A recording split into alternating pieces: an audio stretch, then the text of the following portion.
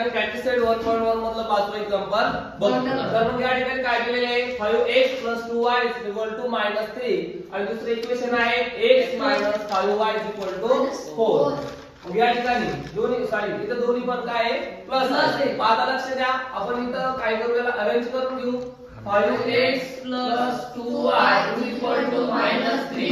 Equation number काय आहे first येणार आहे आणि या ठिकाणी x + 5y = 4 equation number second. आता याला काय करावं लागेल अगोदर व्हेरिएबल आपल्याला सेम करून घ्यावे लागतील. जर सेम करायचे असेल तर आपण काय करू 2 ने याला गुणू आणि 5 ने फर्स्ट इक्वेशनला. लक्षात ठेवायची मिडल टर्म आपण लक्षात ठेवायची. तुम्ही जर या टर्म जर घेतलं तरी चालतं पण आपण मिडलच लक्षात ठेवू. मग आता या ठिकाणी घेतो मी multiply to first equation by second 5. First इक्वेशनला कशाने गुणायचंय 5 ने and multiply to equation second by 2.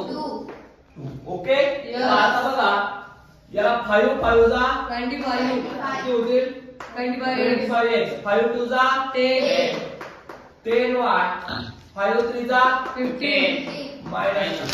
Okay त्यानंतर 2x जा 2x प्लस 2 5 जा 10y and 2 4 जा 8.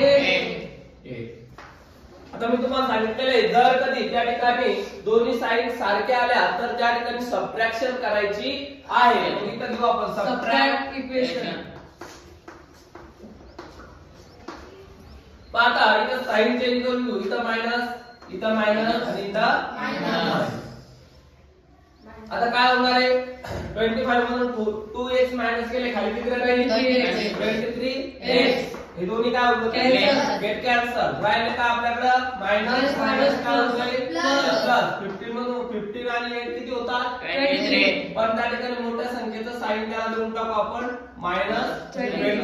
मग इथं काय आले आपल्याला 23x = 23. मग देयरफॉर x = 23/23 बरोबर -23. हा इथं मायनस आहे ते आपण इथं पण घेऊ. मग आता इथं काय करावं लागणार आपल्याला लक्ष द्या. मग आता आपण काय केलं 23 1 जा 23 -1 x ची व्हॅल्यू काय आली आपल्याला -1. मग -1 आल्यानंतर या ठिकाणी आपल्याला काय करायचं आहे y शोधायचा आहे. मग आपण काय करत असतो put x = -1 in equation first equation आपल्याला माहिती आहे काय दिलेले आहे 5x + 2y = -3. मग हे बघा 5 * x चा जागा काय ठेवायचा आहे -1 + 2y = -3. आता काय होईल 5 1 जा 5 बट -5 बरोबर आहे. त्यानंतर plus 2y as well as and -3 also as well as. मग आता काय करावं लागेल 2y हा बाजूला काढून घ्यायचा. 2y = बरोबर चिन्हाच्या साइडचा नंबर लिहून घेतला पण -3 हा मायनस तिकडे जाऊन काय होईल प्लस 5 होईल. मग आता 2y as well as घेतला मायनस प्लस काय होत असतो मायनस. मग काय येईल 3 + 5 पण इथं मायनस प्लस मायनस झाली म्हणून 5 मधून 3 गेले खाली किती राहिले 2.